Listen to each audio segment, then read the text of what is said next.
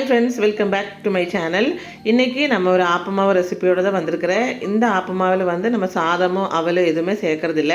வாங்க எப்படிங்கிறது பார்க்கலாம். இதுக்கு நான் ரேஷன் பச்சரிசி தான் எடுத்துருக்கிறேன். இதில் 2.5 கிளாஸ் பச்சரிசி எடுத்துருக்கிறேன். இந்த கிளாஸுக்கு உளுந்து ஒரு கைப்பிடி அளவுக்கு போட்டுக்கிறேன். இதுக்கு மேலே போட வேண்டாம். அப்புறம் தோசை இட்லி மாதிரி ஆகிடும் இதோட டேஸ்ட்டு.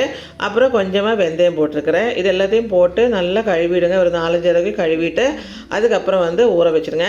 இப்போ கிரைண்டரில் அரைக்கிற மாதிரி இருந்துச்சுன்னா ஒரு 3-4 மணி நேரம் ஊறினா போதும். நான் இன்றைக்கி மிக்சியில் அரைக்கிறனால ஒரு 5 மணி நேரமே இது ஊற வச்சுட்டேன். நல்லா இந்த மாதிரி கழுவி ஊற வச்சுட்டேன்.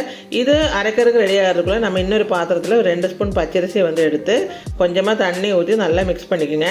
அதுக்கு அவளுக்கு பதிலாக நம்ம இந்த பச்சரிசியை தான் சேர்க்க போகிறோம். இது பாருங்கள், நல்லா மிக்ஸ் பண்ணதுக்கப்புறம் இதை அடுப்பில் சிம்மிலேயே வச்சு கொஞ்சம் நல்லா குறுக்கி எடுத்துடுங்க. இதான் நல்லா திக்காகவே குறுக்கி எடுத்துருங்க. நான் ஓரளவு கெட்டியாகிற அளவுக்கு எடுத்துருக்கிறேன். இப்போ இதை நல்லா ஆற வச்சுருங்க. நல்லா ஆறணும். நம்ம மிக்சியில் அரிசி கூட சேர்த்து அரைக்கிறனால நல்லாவே ஆற வச்சு எடுத்துருங்க. இப்போ கொஞ்சம் கொஞ்சமாக மிக்சியில் போட்டு அரைச்சி எடுத்துக்கலாம்.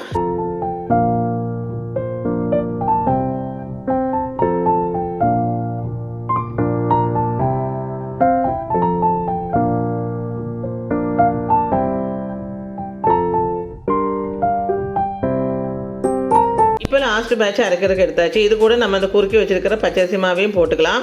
இது நல்லா திக்காக அரைச்சி பாருங்கள். இப்போ இதை ஃபுல்லாமே போட்டுக்கலாம். நான் 2 ஸ்பூன் தான் எடுத்துருக்கிறேன். இந்த அளவுக்கு இது போதுமானது தான். இப்போ இதை எடுத்து போட்டதுக்கப்புறம் தேவையான உப்பு, 1 ஸ்பூன் சர்க்கரை போட்டு நல்லா நைஸாக அரைச்சிடுங்க. இப்போது ஏற்கனவே அரைச்சி வச்ச மாவோட இந்த மாவையும் சேர்த்து நல்லா கையில் கலரி விட்டுருங்க. தண்ணி எதுவும் ஊற்ற வேண்டாம். கொஞ்சம் தண்ணியாக தான் நம்ம அரைச்சி எடுத்துருக்குறோம். இப்போ நல்லா அரைச்சதுக்கப்புறம் ஒரு 8 மணி நேரம் 9 மணி நேரம் நல்லா புளிக்க வச்சு எடுத்து பாருங்கள். நீங்கள் சாதம் போட்டால் கூட இந்த அளவுக்கு சாஃப்டாக வராது. அவ்வளோ சாஃப்டாக இருக்கும்.